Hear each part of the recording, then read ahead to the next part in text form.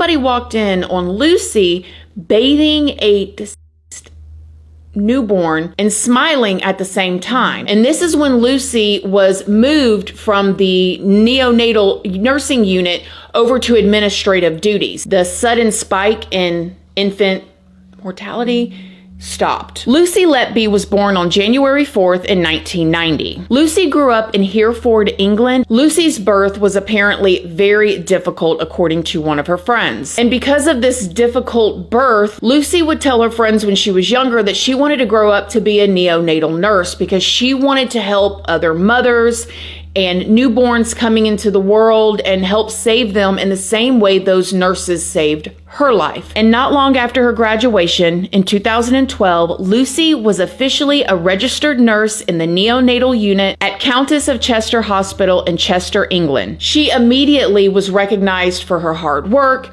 showing up on time, her kindness, her patience with young parents who are obviously in a very vulnerable position, right? And in 2013, Lucy had a clean record with the Nursing and Midwifery Council and was even the face of a campaign to raise £3 million for the unit. She was like the angel of neonatal nurses that came down from heaven, like, oh, like everybody was like, this woman is amazing. However, something strange happened that year. In November of 2013, a woman named Victoria gave birth at 34 weeks to a precious girl who she named Felicity. Felicity was in the NICU unit, and Victoria just had this urge at 3 o'clock in the morning to walk down and see her newborn. She said that when she went into the door, she saw that Lucy was standing over Felicity, made eye contact with her, and just kind of stared at her with this blank stare.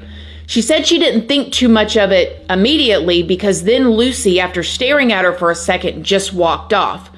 By the time Victoria got over there to sit down next to Felicity, all of the dings and bells and buzzers and alarms started going off. This is when she said that another nurse ran in and hit the emergency button. She said that the nurse looked at her and said, "Get your husband now." Victoria and her husband were later told by the hospital staff that Felicity's lungs had collapsed. Naturally, the two parents were in complete shock because the 2 days prior to this event, Felicity was breathing just fine and she was even making strides and doing really well. Now, in this situation, the hospital staff was able to get Felicity stabilized, and she did make a recovery from whatever happened to her, and she was able to leave the hospital with her parents. In 2015, Lucy finally qualified for working in the intensive care unit. Lucy would tell her fellow employees and her friends that working with non-intensive patients was just boring to her. However, in 2015 to 2016, there was suddenly a spike in infant mortality rates in the NICU unit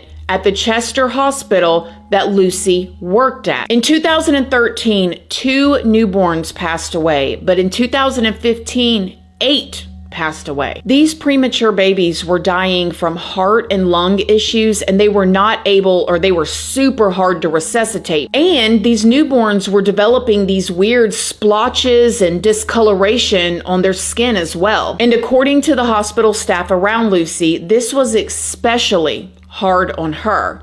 Soft-spoken, sweet, calm, caring, innocent, nice Lucy would send text messages to her colleagues saying things like, "We lost a little one overnight. Very unexpected and sad. How do such sick babies get through and others just pass suddenly and unexpectedly?" It is even said that Lucy would send sympathy cards to some of the family members. Now, there were other weird things that were happening, and rumors started to spread around in the hospital. One of the rumors was that somebody walked in on Lucy bathing a newborn and smiling at the same time. And some of the people there and some of the doctors started to question if there could be a correlation with Lucy and this sudden spike of infant mortality on the shifts that she was working. And this is when Lucy was moved from the neonatal nursing unit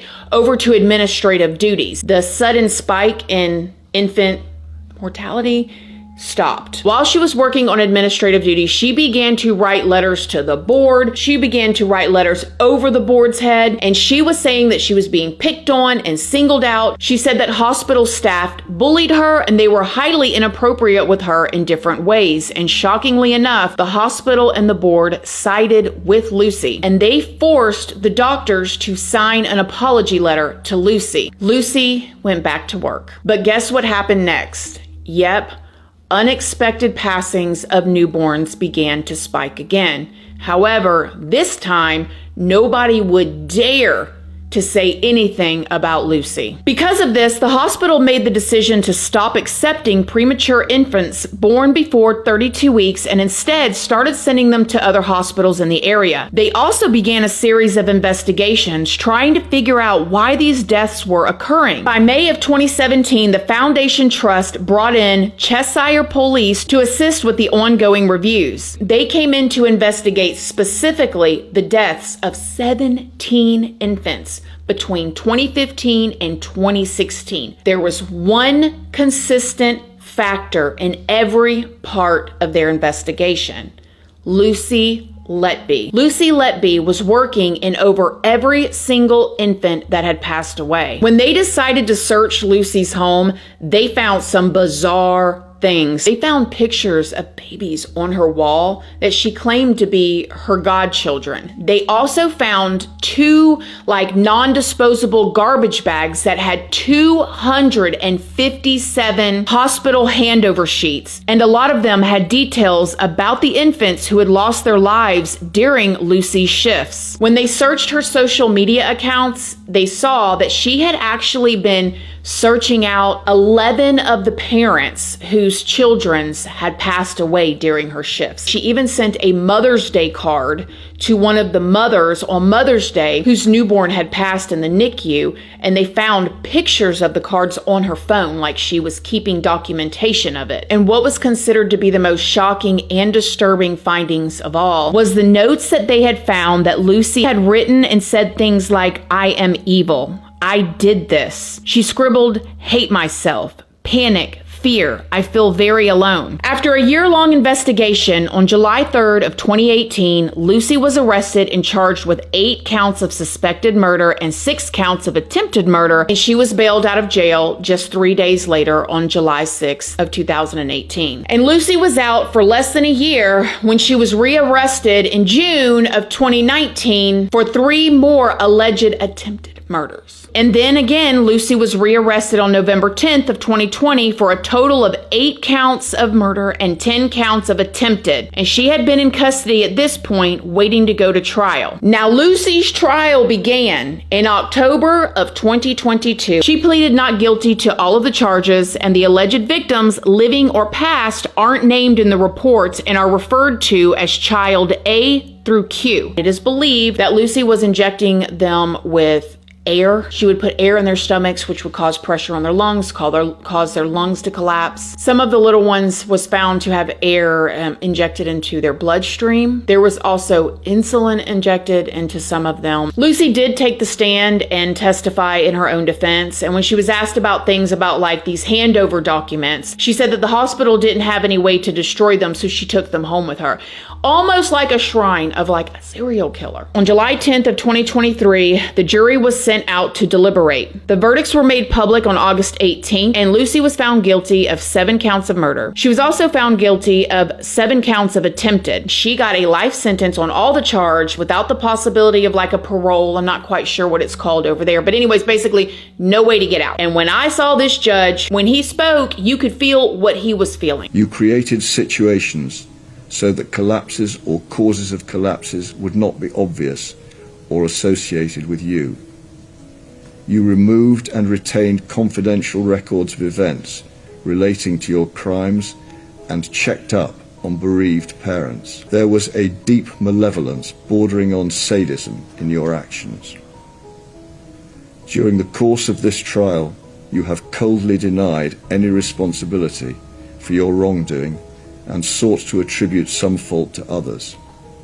You have no remorse. There are no mitigating factors. Lucy Letby, on each of the 7 offences of murder, and the 7 offences of attempted murder, I sentence you to imprisonment for life. Because the seriousness of your offences is exceptionally high, I direct that the early release provisions do not apply.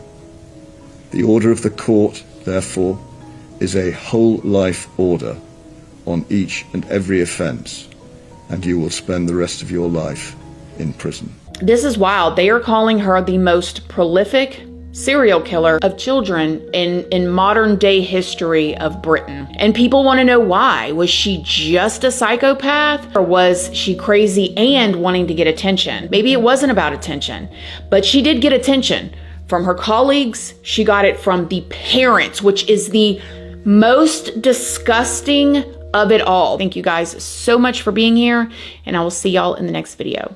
Bye.